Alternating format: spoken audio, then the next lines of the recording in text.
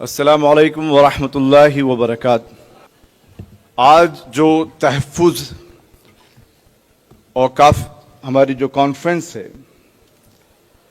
ये तहफ़्फ़ुज़ औक़ाफ़ कॉन्फ्रेंस की जो डिटेल्स है, काफ़ी वफ़ अमेंडमेंट एक्ट को लेकर हज़रत जनाब जनरल सेक्रेटरी दामद बरकातहुम ने काफ़ी जोश और होशमंदी के साथ हमारे सामने क्या करना है एक रोड मैप भी ब्रीफ में दिया है। साथ ही साथ मैं, क्योंकि अदीब साहब ने एक बात कही, वहीं से मैं शुरू करता हूं कि जेल भरो आंदोलन को हम सीरियस लेना है और वो जेल भरो आंदोलन की शुरुआत करके हम लोग आपके सामने हैं, खासतौर पर एसडीपीआई, क्योंकि लास्ट मैं हमारे नेशनल प्रेसिडेंट एम.के. फैजी साहब जो जेल में हैं, उनका मैसेज, क्योंकि लास्ट जो जंतर मंतर पर होने वाले कार्यक्रम के लिए जब वो दिल्ली पहुंचे तो एयरपोर्ट से, क्योंकि उनको ये लगा कि मुस्लिम पर्सनल लॉ बोर्ड के साथ इस वक्फ अमेंडमेंट जब तक एक्ट नहीं बना था, इस बिल को रोकने के लिए सड़कों पर मुस्लिम पर्सनल लॉ बोर्ड की आवाज पर वो दीवाने उतरे हैं जो एक बार आगे बढ़ गए तो इंशाल्लाह पीछे नहीं हटेंगे। और वही मैसेज आज भी उन्होंने भेजा है कि ये अश्योर कर दें पूरे इंडिया में तमाम social democratic party of India के कैडर्स और लीडर्स को कि जहां जहां भी all India Muslim personal law board ने हुक्म दिया है, वो अपनी जानों के साथ उनके हुक्म को पाबंदी से निभाएंगे इंशाअल्लाह। तो इसी के साथ कि जो आज हसास एक ऐसा इश्यू जो मामलात का नहीं, हमारे ईमान का मसला है, ये मामलात का नहीं, हमारे ईमान का मसला है। इस ईमान के इस सब्जेक्ट पर हम ये अहद करें, ये मिशन को जब तक पूरा नहीं हो जाता हम पीछे नहीं हटेंगे। ये एक बात के साथ मैं चंद बातें 3-4 पॉइंट्स में करना चाहूंगा। इसके पहले मैं दुआ गो भी हूं। आज हजरत मौलाना उबैदुल्लाह खान आजमी साहब जो नायब सदर हैं, वो बहुत बीमार हैं, उनके लिए भी दुआ करें, हॉस्पिटलाइज हैं, तो उनके लिए भी दुआ करें। साथ ही हमारे मुगैसी साहब जो ऑल इंडिया मिली काउंसिल के प्रेसिडेंट हैं, क्योंकि ये हमारे वो सरमाया है जो हमको गाइड करेंगे और हम उनके इन सब के हुक्म के मुताबिक आगे चलना है।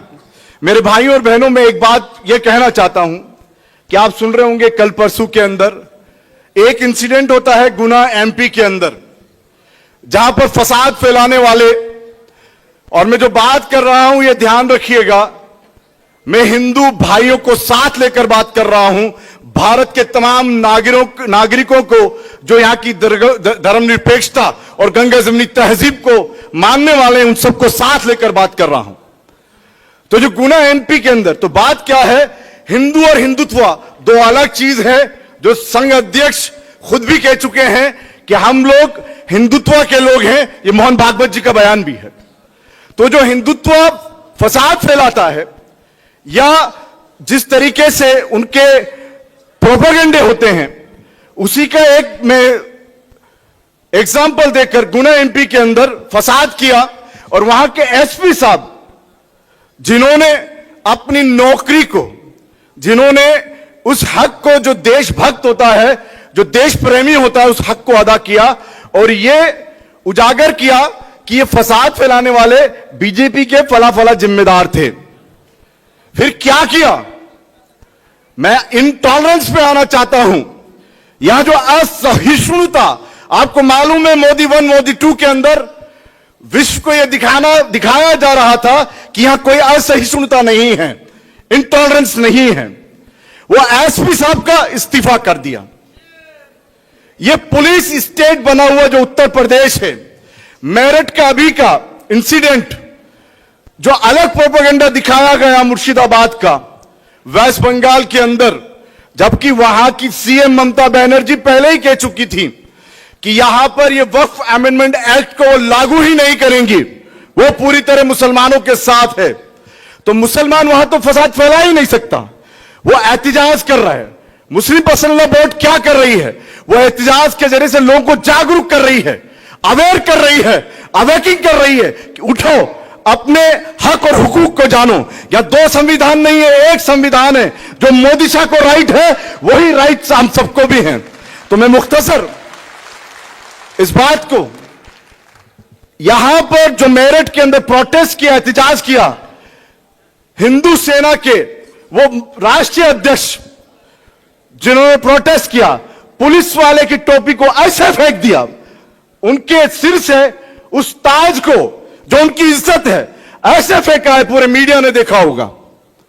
यह है आज पुलिस की हालत उत्तर प्रदेश में। और साथ ही साथ ये तमाम चीजें पूरे इंडिया में दिखाने की कोशिश कर रहे हैं। लेकिन मैं ये कहना चाहता हूं कि यह मुद्दा मुसलमानों का नहीं है। मैं सिर्फ आप मुसलमान भाई बहनों से नहीं बल्कि पूरे भारत को एड्रेस करके बात कहना चाहता हूं कि क्या आपको मालूम है जो जल जीवन मिशन बनाया गया, जिसके बारे में यह कहा गया कि 80% जो हमारे लोग गांवों में रहते हैं उन तक पानी पहुंचेगा, 40% कटौती कर दी गई है उस जो उन्होंने अलर्ट किया था उससे 40% कटौती कर दी। हर 20 मिनट में एक बलात्कार होता है हमारी बहन, हमारी बच्चियों का, हर 20 मिनट में एक। अभी हमारे भाई ने बताया, ऐसी माइकल ने, हर दिन तो क्रिश्चियंस हमारे भाई यहां पर मरते हैं। यहां के तहफ्फुज की जिम्मेदारी सरकार की थी, क्यों चुनकर भेजा है हमने उन्हें और क्या किया है उन्होंने, यह समझना चाहिए। इसलिए मैं तमाम भाइयों को यह कहना चाहता हूं, हमारे हिंदू भाइयों को खास तौर पर, कि जो हमारे मेन मुद्दे हैं, रोटी कपड़ा मकान स्वास्थ्य शिक्षा, उसमें फेलियर है यह सरकार, जीरो है, जीरो बटावा जीरो।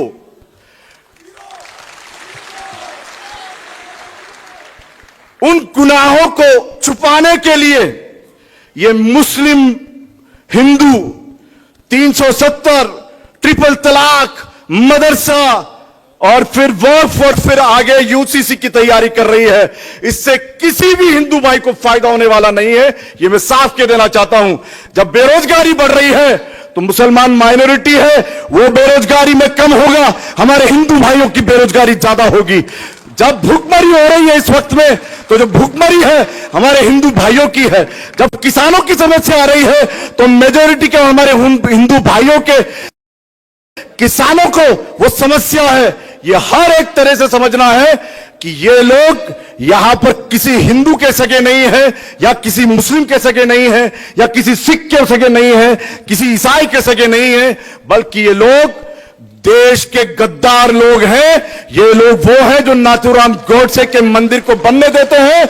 ये वो लोग हैं जो सावरकर के अनुयायी हैं, जिन्होंने लिख लिख कर चिट्ठियों में समझौते किए हैं। और उसी के पीछे आज नीतीश कुमार और चंद्रबाबू नायडू भी दूसरे सावरकर बनने जा रहे हैं देश के। बहुत बहुत शुक्रिया। अस्सलाम वालेकुम व रहमतुल्लाहि व बरकातहू।